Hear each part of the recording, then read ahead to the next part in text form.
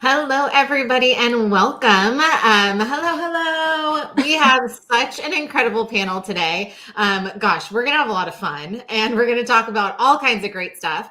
But I am so excited to welcome you to our live Q&A. I'll have my panel introduce themselves in just a second, but you all know I cannot start one of these things without thanking all of you, our clinicians who are out there. Working on the front lines, supporting patient care, supporting our families. We actually have one of our amazing travel nurses with us today, Miss Anne. So we'll learn all kinds of great stuff about her. But just thank you to all of you out there. We'll kick it off by just introing our amazing panel. Anne, since I already mentioned your name, do you want to start first? Sure. I'm Anne. I am a NICU travel nurse. I've been with AMN exclusively from the beginning of my travel career, 4 years just recently. So super excited to be here. Thanks for having me. We're super excited to have you. So thanks for being here. You can tell we've already had fun this morning with this crew. We started early. And we have your counterpart, which is awesome. So we have Miss Angela on. Angela, do you want to tell us about yourself? Yeah, hi, my name's Angela. I am a recruitment manager here, and I've been with AMN since 2019. And I'm lucky enough to work with Anne for the past few years, and it's been great. I love it. We've been talking about having Anne come into the San Diego office, since that's where both Angela and I are located. So maybe next travel assignment, Anne. Yes. And then also just thrilled to have a repeat to our lives here. Corey, who is on the client-facing side. So it gives us a little bit of a different flavor. But Corey, you want to tell us a little bit about you?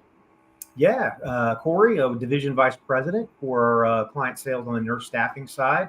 I got invited back, so must have been okay the first time. So excited to be here again. So thank you, Saundra. And I've been with the organization for 6 years. So having an opportunity to kind of talk from the client perspective, I think is super important. So thanks for having me on here.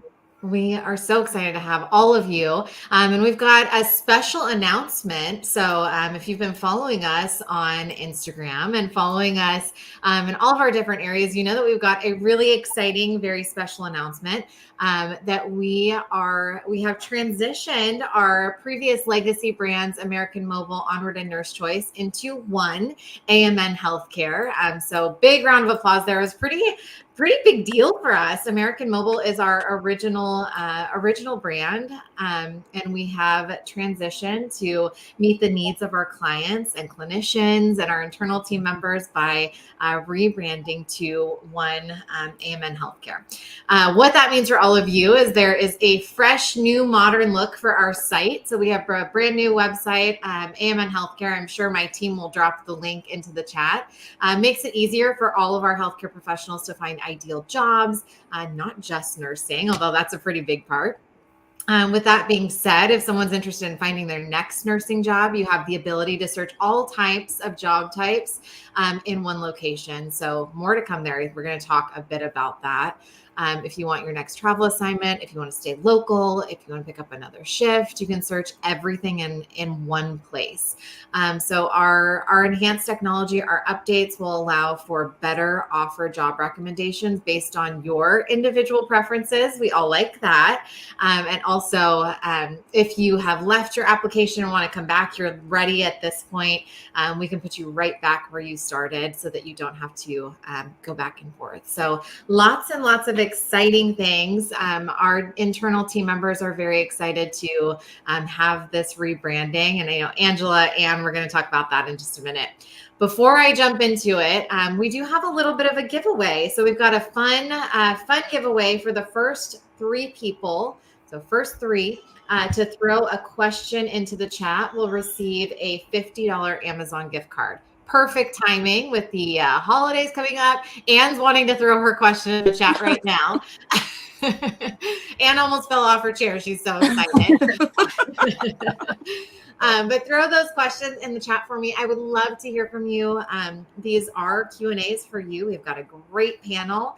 But without further ado, let's jump into it.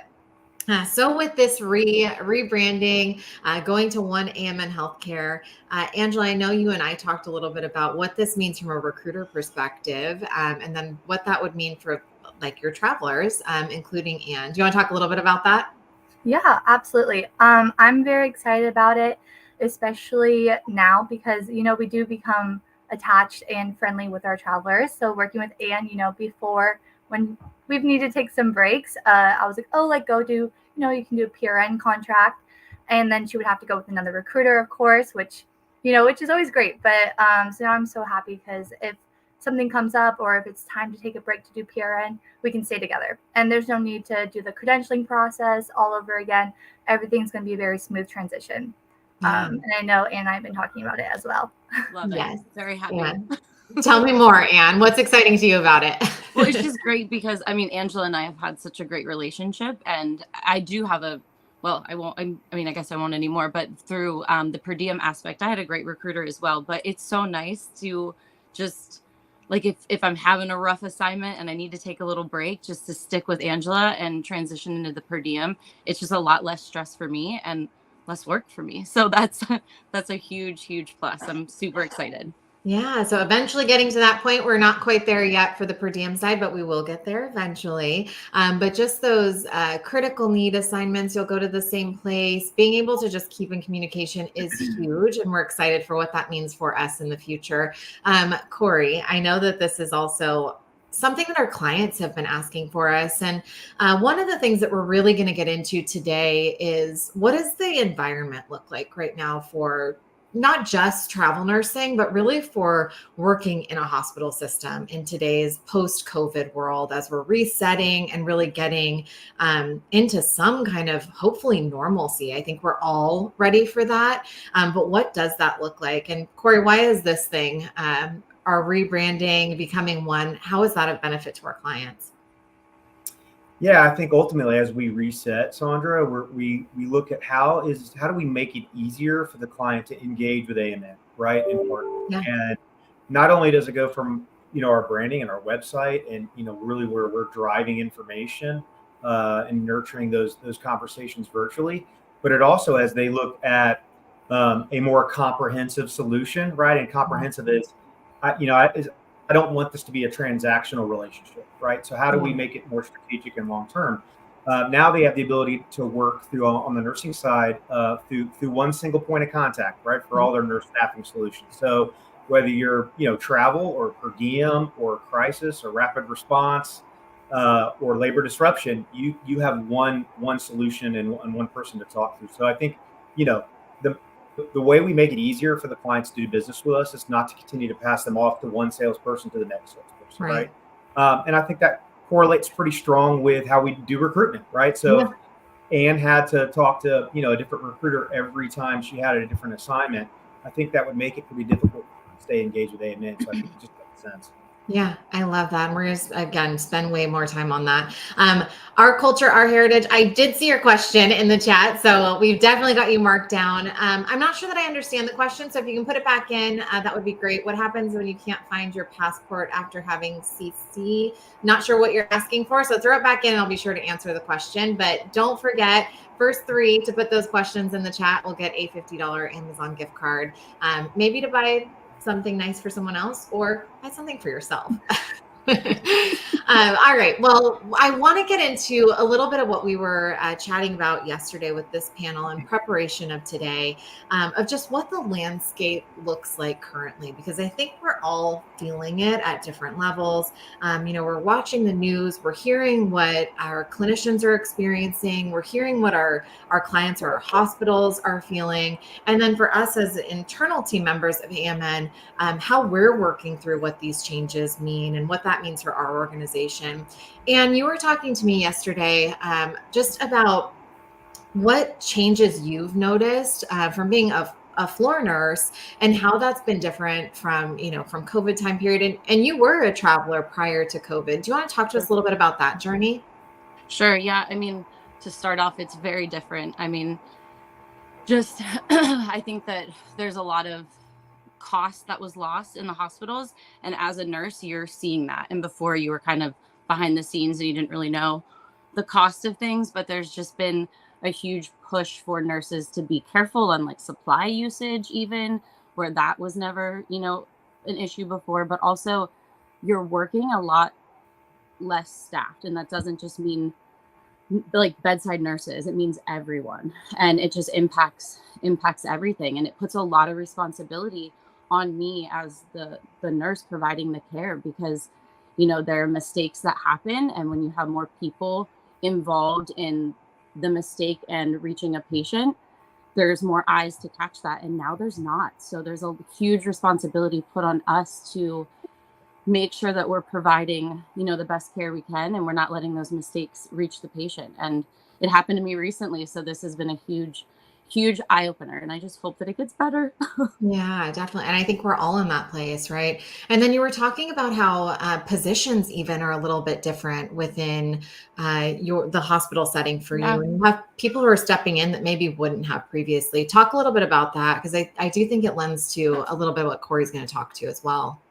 Yeah, like I think we talked about with the management standpoint too. Like, you have a manager that was handling, kind of the business aspect of things that, once again, I don't really know much about. But now the hospital that I'm at right now is restructured, and that person that was kind of our go-to is now part of our staffing. So one, she's not going to be there as much for the nurses to rely on, and two, it also puts a lot of pressure on her. So it has heightened the stress amongst everyone in the unit, and it's a huge change. I mean, I get it, because I know that there is a business side to it, but also with me, I just want to make sure that the best, care is provided. And it's I don't want to say scary, but I just hope that it continues to get better, and that these restructures are going to help. But again, it puts a lot of pressure on the bedside nurse, I think. Definitely. And I think that adds to some of our other topics that we'll talk through, of just that feeling of burnout and overwhelm, and the amount of stress that's put on you as a travel nurse or as a nurse in general on the unit, needing to make those really big decisions, potentially feeling overworked or, under supported.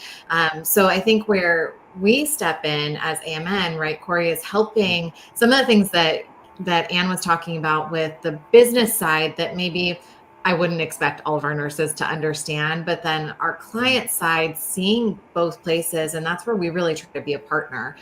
Corey, what would you say to that? Would you agree? Yeah, no, totally. And I think, Ann, just to kind of touch on a little bit of what you said, I think if we look at prior to COVID, right, I think it seems like 20 years ago, right, at this point. But just a short period of time ago, we already had a staffing shortage, right? Let's just be clear, right? We already had a staffing shortage between 2019 and 2022. That increase to expenses at the hospital rose almost 17.5%, right? So in that short period of time, outside of just labor costs, which typically attributes to about 50% of the hospital's overall spend, right? So if you just kind of put that into picture, hospitals are spending significant money on labor, right? Just because of the staffing levels that they are at, but also to supplies, right? Pharmaceuticals, right? So just think about the ancillary things that are outside of kind of our purview that impact the bottom line. And so I think what we're, fast forward to today, I think we're still trying to figure out where is the market headed a little bit. Saundra, we touched on that a little bit yesterday in our discussion is, I think it is still unpredictable. I don't really know where we feel like it's going to level out, if you will. I don't think, by 2024, the nursing shortage is going to be solved. But what I would tell you, we're having these conversations with clients today to be more comprehensive, as I stated, and not just rely on just a travel contingent labor. What else could we help them with? Predictive analytics, right? Interim leadership, maybe an executive that might need to supplement or come in to help control costs or whatnot. So I would say that it is a whole house conversation today, much more like a consultant than it is a very transactional, immediate demand. I just need a person, because that's temporary, right? How do we stretch that out? And I think that's really the lens that we're trying to wear on, at least on the sales side, for sure, on, hey, what is the client's operating reality today? And what I mean by that, when I'm talking to the chief nursing officer, what are they looking at? What is important to them? What pain points do they have versus maybe a CFO, which is, certainly a different lens. So, it's much more complicated, certainly, than it's been. Yeah, absolutely. And so much of what you're talking about, Corey, is really how we act as a partner, as AMN, to hear what Anne is experiencing on the floor. That probably echoes a lot of what that chief nursing officer is saying of, gosh, I just need my people also to be taken care of because patient care is my responsibility. Where that's different than a CFO who is also looking at the bottom line of, well, we've got to be an operating hospital to also take care of people. So across the board, everybody wants to take care of patients and understands that patient care is critical and number one as far as most important. But how do we get there, and how do we be really good partners and all of that? I did get some good questions in the chat, so thank you for that. There are some international specific questions that I don't know the answers to, but we'll be sure that you get those from our partners with OGP.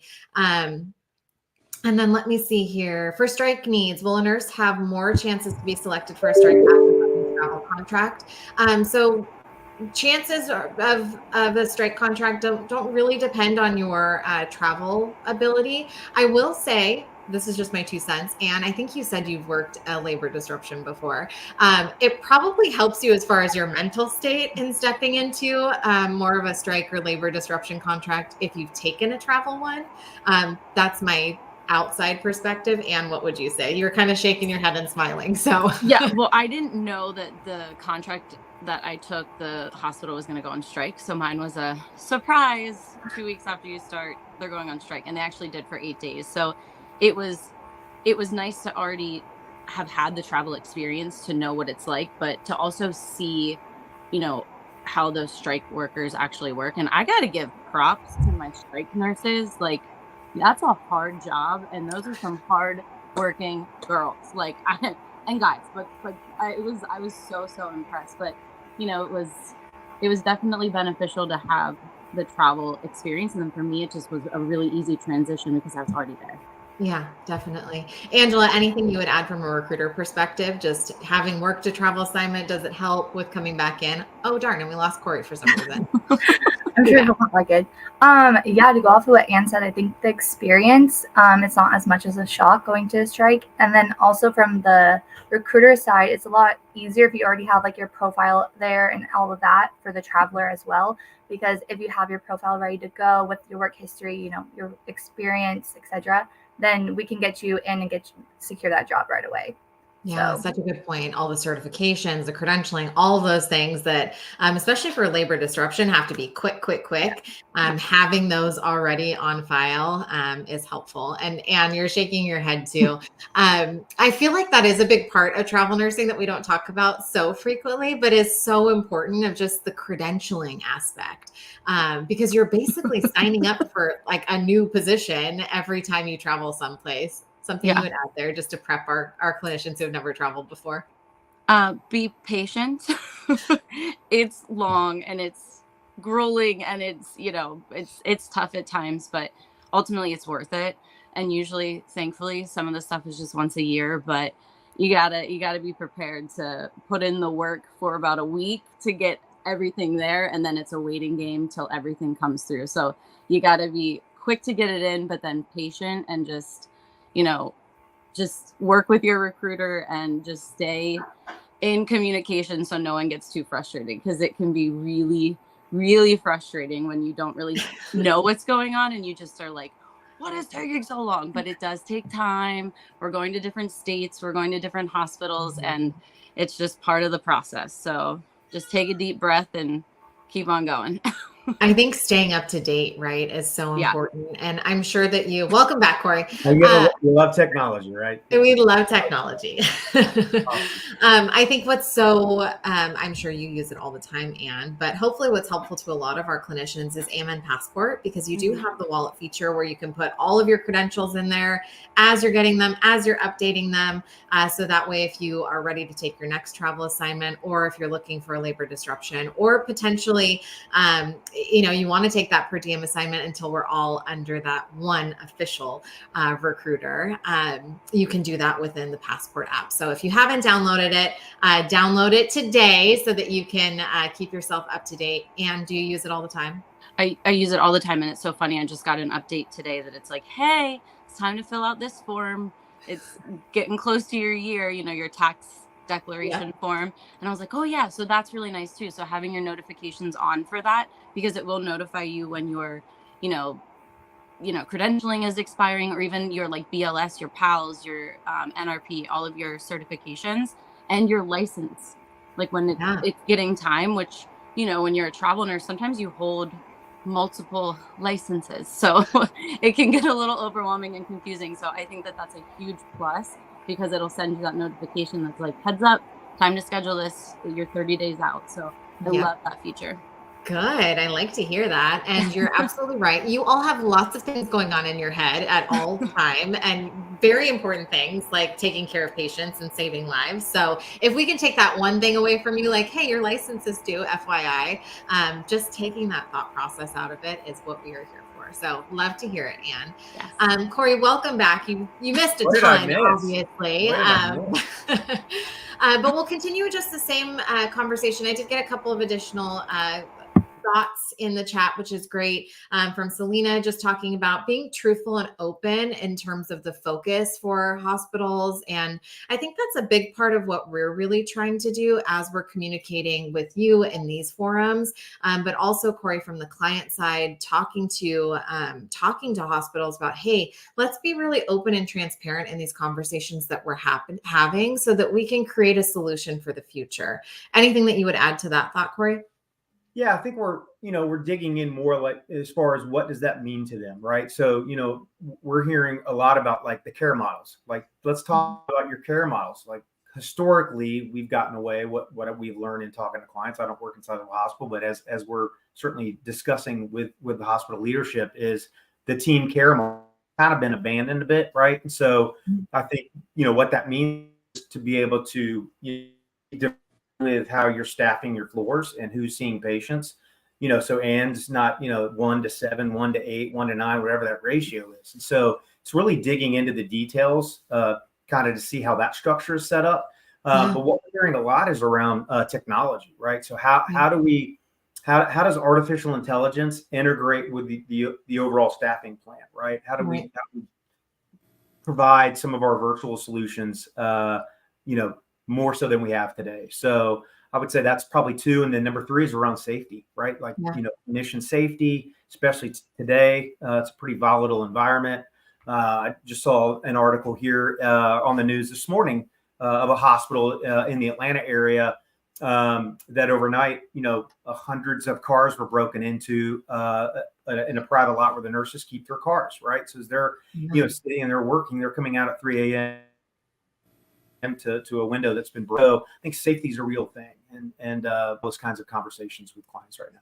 Yeah, definitely. And I see there's a little, you're nodding as we're having this conversation. And I think that's a really important part for AMN as well. And I would think a lot of other agencies, but I can speak 100% to our organization, in that if we have a clinician who is on assignment, doesn't feel safe, needs something, has some kind of issue or concern that comes up, you don't always have, to your point, Anne, somebody at the hospital that you can go to and get that support immediately from.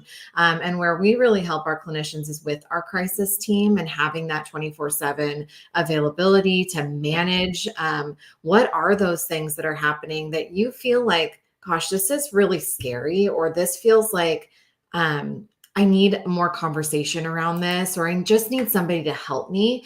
So having that crisis team dedicated to all of our clinicians, to all of our clinicians, different events, and just personal struggles, workplace struggles, assaults, things that happen that, we don't always talk about in nursing, but most of our nurses have experienced at some capacity some kind of crisis event while they're on assignment, or whether that's a travel assignment or just in their professional, perm job.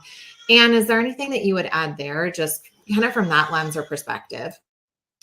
I mean, that's one of the things that's really kept me with you guys. Like, I trust you. And every time I had an issue, someone was there.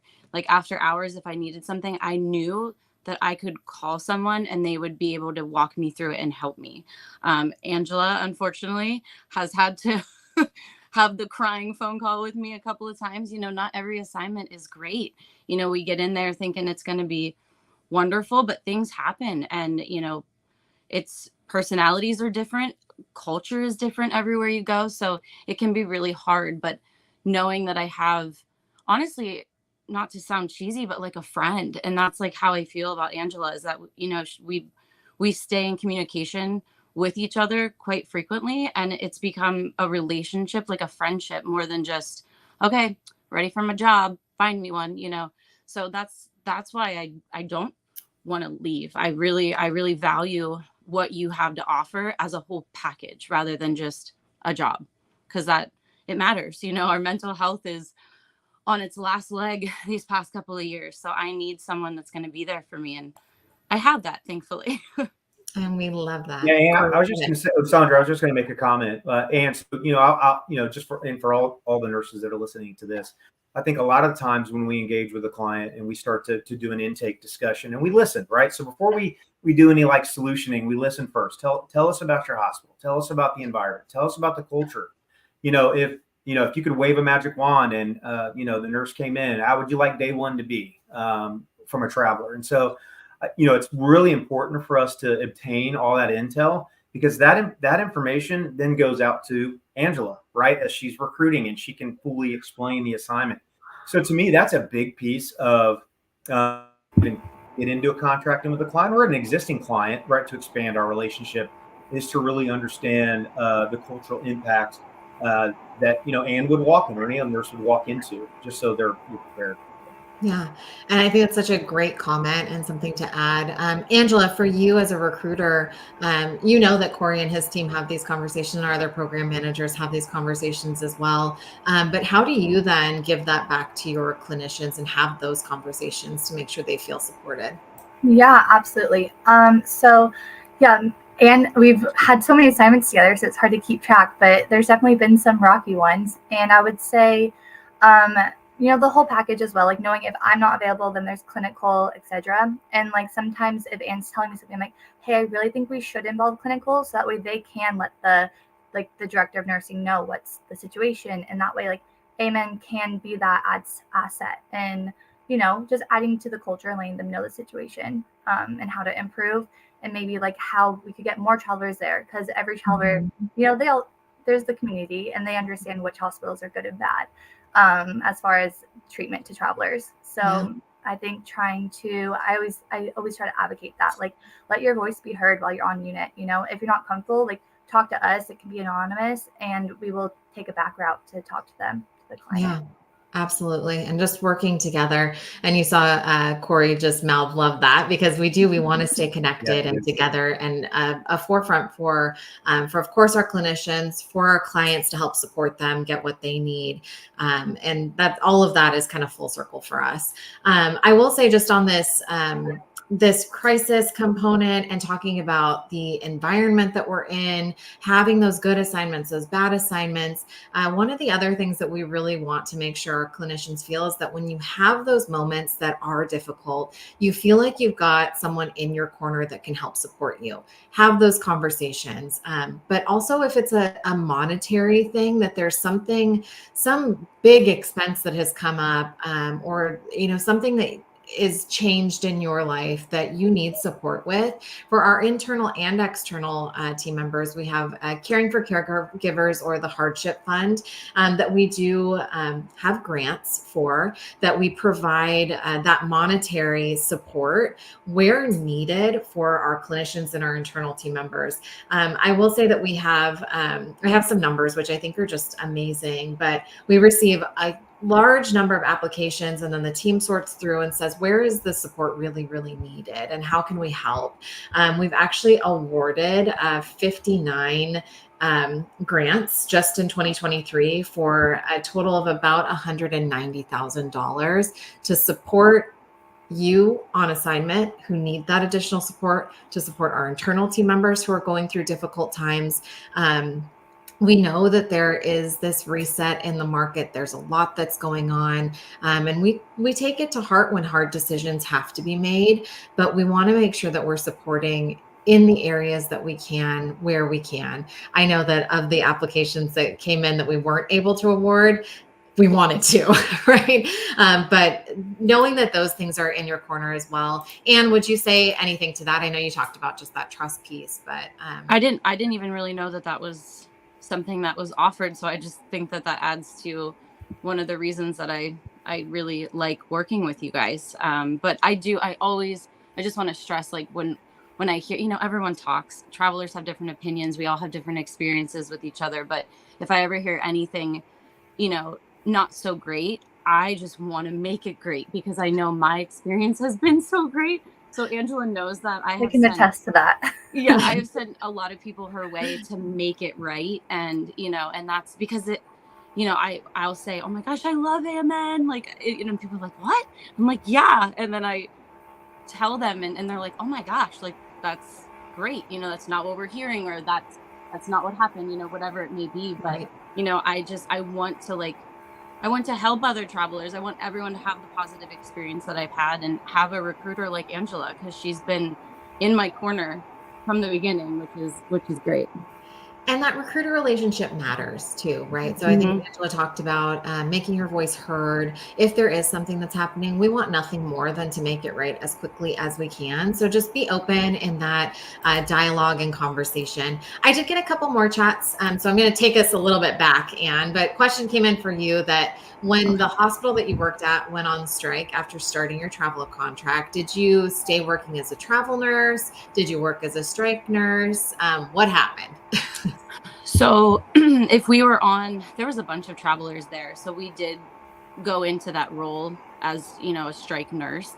But we all remained travelers after the strike was over. So it was honestly a really great experience for me. I got to be like more of a leader in the unit because we were the travelers and we knew how that unit functioned. And it was a very big hospital. So there were a lot of, I do NICU. So there were a lot of sick babies. And, it was kind of like getting back to my staff job where you were the go-to person. Whereas a traveler, you're never that, not never, but not often the go-to person. So it was fulfilling for me. But, it came with challenges too. It came, the staff strikes are not happy. They're not happy times. So, the staff wasn't necessarily the kindest at times, but they, we helped them through it. We kept the unit going. And then I came back and remained a traveler for a couple months after. So, Yeah. I don't know if that hospital was specific in that, but we did all transition to a strike contract, and then got back to our travel contract afterwards. And that's typically the case. So usually, and it varies by hospital. I will say that's not an AMN decision. It's a hospital-driven decision. But that's typically the case, right? So we'll provide you the opportunity to say, I don't want to cross the picket line. I don't want to be in the hospital while the nurses are striking. Obviously, we want you to stay and help support patient care like Anne did, but usually that's the option that you're given. And then in most cases, you do transition to a strike contract, which is typically a bit of a higher paying role, and then transition back to your travel contract. But we want to give you the option first of, are you comfortable? It can be a little intense, right, Anne? And Corey, I know you talked about having our own internal team members go and support strike as well. Yeah. Well, yeah, I would say we're not immune either, Anne. I think, in those sensitive environments, we do ask internally for hand raisers because it takes a village to coordinate. The logistics around those events are really amazing to see, from the outside in, right? So, there's been many situations where, I've had a colleague of mine go on an assignment and on an internal support role, and get a call super late at night, just not sure what to do or how to handle a situation. And so, yeah, I think, I always try to encourage, remember why you're there, right? We have servant hearts in this role, and extend a little grace and understanding through the atmosphere, because it is a tense environment. But I know that's hard. It's easy to say when you're 2,500 miles away from an assignment and you're not necessarily doing that. But yeah, it can be a super sensitive environment for sure, and so I can relate to hearing that. Yeah, definitely. So more questions in the chat. Thanks for answering that one. And hopefully that answered your question. Jocelyn, I'm pretty sure I said that right. Elvis asked, any update about retrogression? So I think we've kind of been talking about that a little bit. I wish that we could say this is exactly what's going to happen in the next year. And Corey, you talked about it a little bit, but maybe just add a little more color around, we don't know. And I think we're trying to help our clients and clinicians work through that. Yeah, we don't, and I think we wait for those bulletins to come out. I do think at some point it's going to get better as time goes on, but as it sits today, we don't have visibility into truly when that's going to be ironed out, right? So we're at a point where we do have that conversation with the hospital to say, hey, this is what's going to be impacted, but oh, by the way, AMN has different solutions that can help supplement that, right? So can we put a bridge between what you anticipated that international staff to come in on, and maybe we can work some travel assignments to supplement that, right, in the interim, or some per diem shifts to help, maybe drive some of your costs down. So yeah, that I know visa retrogressions is a super hot topic right now, and I would agree, Saundra, when we don't really have a full grasp as to when it's going to be resolved. I know, and I wish we knew, because I know that we have the needs there, and we definitely would love to give all kinds of updates on that. But stay tuned; we'll provide them as we have them. Lauren asked a little bit about pay transparency. Lauren, maybe you can put more into chat about what exactly you're wanting to know more about pay transparency. I know there's been a lot of laws enacted on that. You can see all of our pay on our AMN Passport app and what that looks like. We're also open to having conversations if you have specific questions on pay for a particular role or position that we're posting. And when you're looking at pay, just because this is a hot topic, right? There's a lot of different companies out there. There's a lot of different ways that we pay. What are some of the things that you've been with us for a while, but what are some of the things that you maybe tell your fellow travelers or tell people to look out for as they're looking at pay for a particular assignment? I have a bit of a mixed opinion on this, so I hope this doesn't offend anybody, but I was in this before COVID, so I know what the rates were before COVID. So it's very frustrating to me to see how angry and let's put our foot down, we demand 10K a week. It's not what it is. We're not in traveling just for money. Is it great? Yes. But, it's also to gain experience, to just have the freedom of your life. Like, I've never had so much freedom in my nursing career with, by doing this. Like, it's been amazing. If I don't want to work for summer, great, I'm not going to work, So those are the benefits that we need to get back to focusing on versus those really high COVID rates. So there's my little shtick. It's obviously we want to get paid, and you're not going to go work somewhere where the cost of living is extremely high and it's a really low package. It doesn't make sense. You have to be able to live, right? But money is not as big of a push for me, but it's good, but you also need to look at what your stipends are versus hourly. And I always look at that too, because sometimes it may look like a low package, but if you look at the breakdown of it, it actually is pretty good. Right. And I think that's such a good point that you bring up, Anne, of just money is important to all of us, right? It's a part of our life. We have to have it in order to live. Do we believe that our nurses deserve to make $10,000 a week? You probably deserve to make more than that. You're amazing. The things that you do to support patient care, the environments that you're working on, absolutely. Is that the reality of where we stand today? It's not.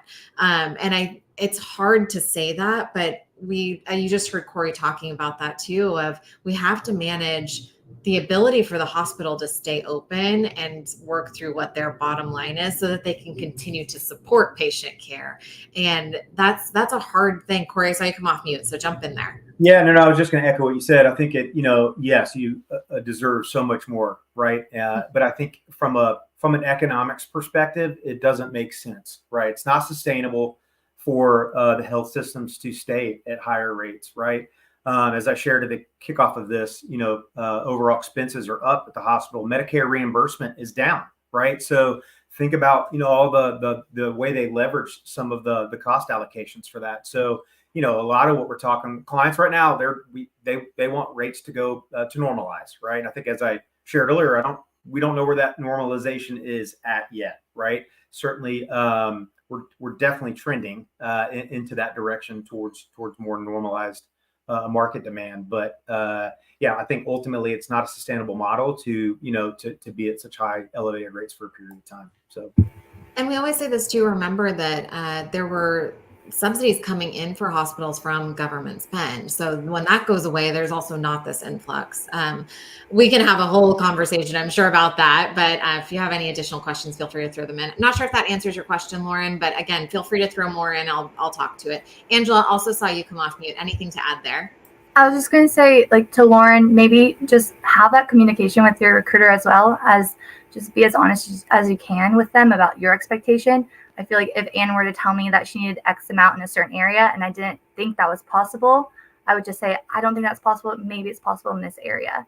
So just have that open communication with them. And I think that's the best way to get the transparency that you're looking for. And our AMN Passport app has all the rates as well. So you can absolutely check there. Definitely. Ramakrishna had a great question. Maybe Corey, I'll send this to you. But how do you maintain a good relationship with both the nurse and the client? Yeah. So how do we maintain a good relationship with the nurse and the client? Yeah, I think we have such a robust and supportive clinical department that they're really that liaison, right? So when a client has an issue or a nurse has an issue, right, or vice versa, we do a good job of helping mediate those conversations, right? Because quite frankly, I'm not a nurse, right? I'm not in a position that can provide some of the clinical guidance that our robust clinical department can. So I think having a mediator to help with those conversations is so vitally important. I think that really is, to me, how we maintain that strong partnership between the nurse and the client. Yeah, definitely. And I think, Angela, you were talking about this a little bit too, but getting that feedback from Anne so that we can provide that communication back. Anything that you would add there?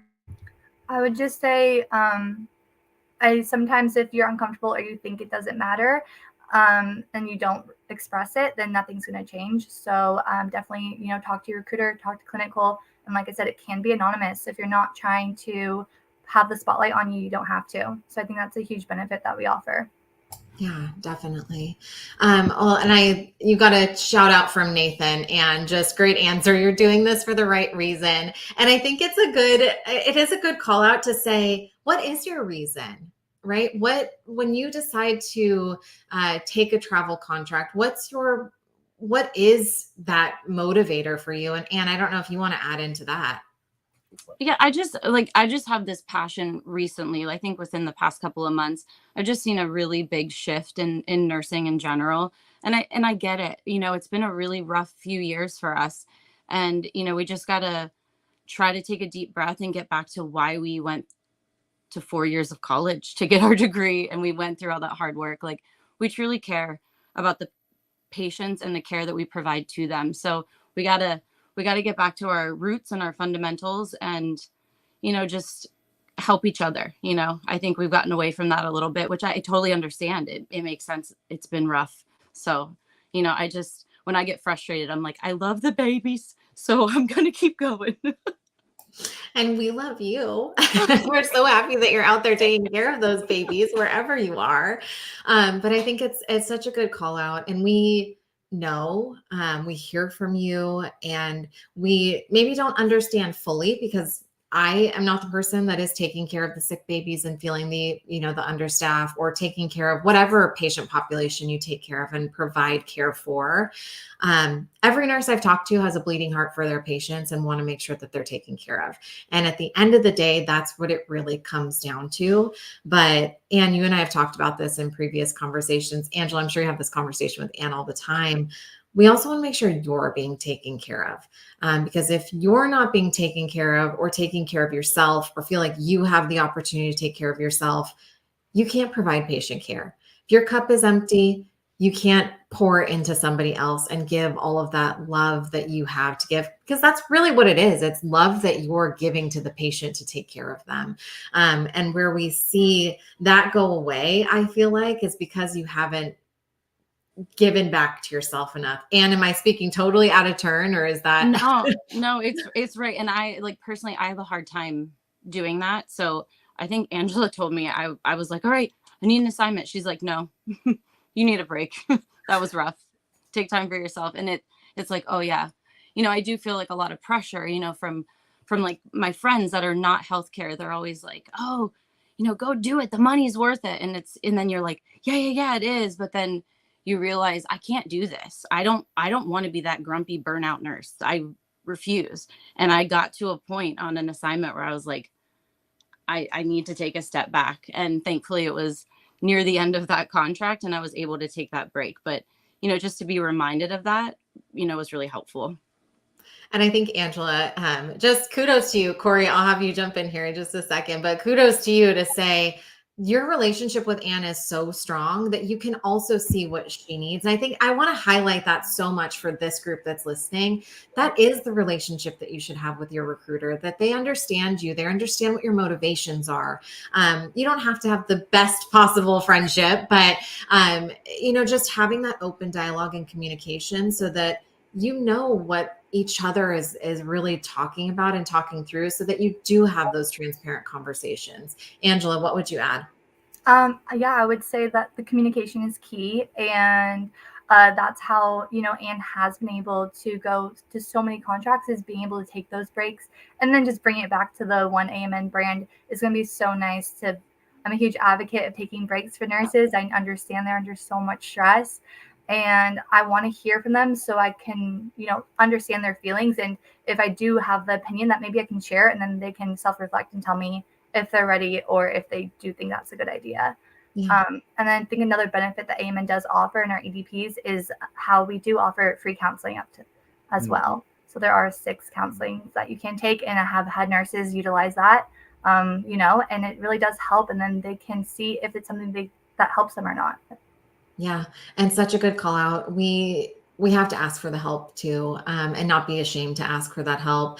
It doesn't make you less of a nurse or less of a provider to ask for that help and be able to just help manage yourself through it. Corey, what would you add there? No, Angela actually shared what I was going to bring up, but I think just to give Anne kudos, your self-awareness about yourself there in regards to, hey, I need a break.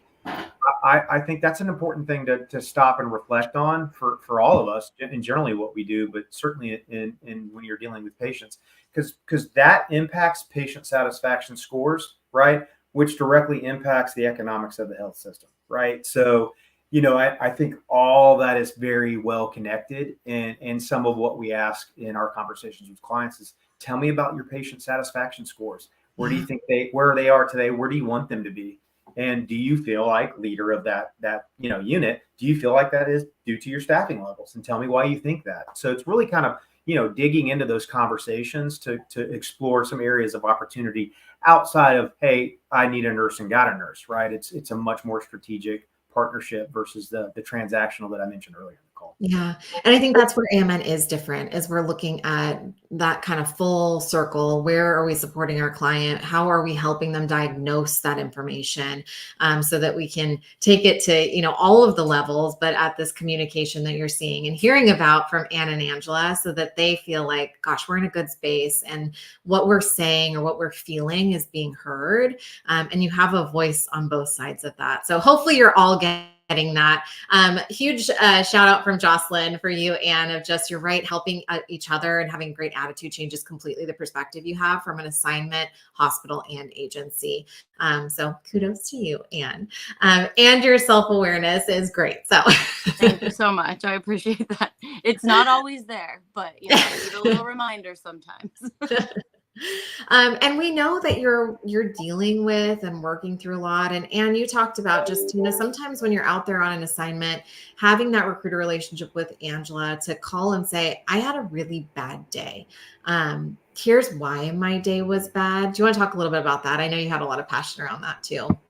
Yeah. I mean, for me, I did this journey alone. I'm from Pennsylvania. My very first travel assignment was in San Diego. So I drove as far as I possibly could, by myself, so when you go to these hospitals, yeah, you're surrounded by a lot of people, but no one knows you. And you build a relationship with your recruiter before you get to the site. So really your friend, your work friend is your recruiter. So, it was I can just say I was in Oakland and it was rough, and I would just call her on my drive home sometimes, or even just like send her a text knowing that she'll read it in the morning and just be like, hey, I'm off tomorrow. Can we chat? Because it's tough, and I just always felt that I was by myself, but I did always have, Angela in my corner. So, that's how I kind of look at it. And you make friends, but also you don't want to complain to them that much because their experience is probably much different than yours. So she's able to be the sounding board. bearer of all my bad news sometimes. Angela, anything that you would add from what Anne's saying? I just say, like, I'm happy to hear it. I'm happy to be support, and I'm sure I speak for a lot of recruiters when I genuinely do care about Anne and other travelers' well-beings and what's going on with the assignment. We do want to hear it, and it's never a bother. And Anne's like, I'm so sorry. I'm like, please don't apologize. Like, I'm here for you. And if you don't want to speak to me, then we have other people that are here for you too. So there really is so much support that I think AMN offers, which is just so validating. I hope it's validating to the nurses and the surge techs and the sale processors and everyone. All the people who travel with them. Yes. And just to kind of tag on this, and I know, gosh, I knew that I would be talking to this crew forever, and we probably should start wrapping it up because we're almost at an hour. But just to bring that full circle also with AMN looking at opportunities where we can support our nurses that need to have these types of conversations. So I was just told that we're going to start implementing Schwartz rounds, which all of you in the clinical field apparently know about. I didn't know about it until now. But typically from Anne, I learned that it's usually the facility that holds them for all kinds of people within the hospital system. But we're really looking to implement these with our clinicians who are on assignment to be able to come together and swap some of those stories to talk through how can you feel more supported or what happened today that was really rough for you. Because sometimes it takes another person in your shoes or very similar shoes to say, like, I've got you. It's okay. Let me give you a virtual hug, or let me just, help just listening to some of those really difficult times. We're not immune to knowing that you have really difficult days, and not every day is a good patient care day. And there are days where you lose patients and there's nothing that you could have done differently. And I don't take that lightly. I know that Corey, Angela don't take that lightly. That's a really hard place to be in on a day-to-day basis. So in kind of the vein of thankfulness of what this month is all about for me, and I think for a lot of you, is just thank you. Thank you for being those people who are out there. Thank you for making those decisions. Thank you, Anne, for me being a mom with two little kids. They're getting past very quickly. Knowing that there's someone out there like you who would take care of them or who does take care of them. I don't take that lightly. Going into a hospital and having an amazing clinician or nurse take care of someone that is very close to me, like my children, means the world. So thank you to all of you. I know I've had travel nurses help me very recently, even taking my kids into the ER. So I am so thankful. Thank you, thank you, thank you. Corey, I saw you immediately come off mute. So anything to add there? No, man, you just what an appropriate week to have this call leading into the holiday next week. Yeah, I think we can all relate to engaging with a healthcare provider and specifically a nurse like Anne, is whether we've had children or we've had a sick loved one or we've had to take care of ourselves. The impact that you have in the moment we step foot into a hospital, we're scared, right? Because we don't know the clinical side of things. So it can be very scary. So I think for Anne, I just put it in perspective a little bit that your experience and the way that you operate, the next Anne's going to come through the door as a traveler where you're at, and you're going to be like, oh, I recognize, she is scared out of her mind and I need to lean in there. And so I think that's just so relevant to where we are today. So thank you as well. Yeah. Angela, anything to add? Yeah, I had a family member that was in the NICU for about 8 months, and like the nurses do make or break, your experience. And, I know as travelers and nurses in general, you guys aren't just taking care of the patients, you're taking care of the whole family half the time. So I appreciate everything that you do and that everyone does, because it really is, it makes a difference and it impacts everyone every day. And so, yeah, I like what you said, Corey, going into Thanksgiving, like it is something to think about, like that we are thankful for our health. And if we're not at that healthy, then we're thankful that we have nurses and travel nurses and, strike nurses going in to help when the hospitals need it. Yeah. So thank you, Anne. I saw you come off mute as well, but hopefully you feel the gratitude that we have for you, and hopefully all of our clinicians out there feel that gratitude as well. I do. I just wanted to share like a quick little story, if that's okay. Yeah. It just happened, and it can kind of put into perspective for fellow nurses listening. I had a baby the other day, really bad delivery, but baby is wonderful, beautiful, everything worked out. The family was from Africa, and very traumatic birth, and the baby ended up in the NICU. And the dad, I never saw a dad break down. Like, I've been in some really bad situations, and this dad like just walked in the room and broke. Like, he broke, and my first instinct was, okay, this kid's fine. So I was like swaddled him up and like handed him to him and just like let him bond with his son. It was their first baby. Come to find out, in the short stay that they were there, they had been trying for 7 years to get pregnant, and they gave up. And then here's this beautiful boy. And then the day that I had to say goodbye because they were being discharged and I wasn't working the next day, the dad said, this was our very first hospital experience. So that experience was their only experience in a hospital. And they had been in the United States for, I think, 6 years. So it was like a huge, like, whoa, like that was a huge impact that I just was a part of, and he just sang the praises of everyone, not just me, but everybody. And that was just a really special thing to be a part of. So It just puts into perspective that you don't know as a nurse who you're dealing with. And you would never think that would be someone's first experience in a hospital. And it was a very bad, scary thing that happened, but it ended up being the best experience of their life. So there's my little story. I think it's fair. Corey's over there tearing up as well. Yeah, that's why I'm on mute, so you can't hear me. I think as a parent, just, oh my gosh, heart-wrenching, and also knowing how scary that can be. And what a great way to end this conversation, but just the impact that you make is felt by so many. Again, knowing that we can walk into a hospital and have that kind of support is just, it gives me chills to think about. I mean, and just in that whole conversation, I'm at a loss for words even, of just how to say thank you. And I'm sure that they felt the same way. Corey, you're never at a loss for words. Anything that you would add? No, that's why I've been on mute, Saundra. So for that very reason. No, I would agree. I think, as I stated, they're going to remember, he specifically is going to remember the impact you made.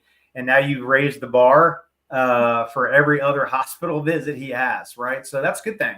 That's a good thing. And I think there's probably similar stories across a number of our travelers. And what a cool thing to maybe share some of those experiences with each other, right? Mm-hmm. To be able to say, hey, this is what I've experienced. And if it was a negative outcome, how would you have handled that, right? So I think, those are real situations. So yeah, so pretty cool. So very cool that you got to do that. So. Yeah, not all bad days. Thank you for sharing that, Anne. Yeah. And Angela will have to tell us any more good stories that you've got. But gosh, I knew this was going to go long. We have all kinds of great comments, just so much good information today. Thank you all for being so transparent, for joining me. I'm sure I'll have many of you back, if not all of you back, in this exact same panel format so that we can give all kinds of good information. But thank you again to all of our clinicians who are out there, whether you work for us or not. We're just so thankful to have you out there doing what you do every single day. Huge shout out to Anne being here again. We'll definitely invite her back. We always love to hear from you. And then just thank you, Corey and Angela, for joining in the conversation. But thankful for all of you. Thankful for having you join. And feel free to reach out if you do need anything. We're here for you. Thank you. Thanks, everyone.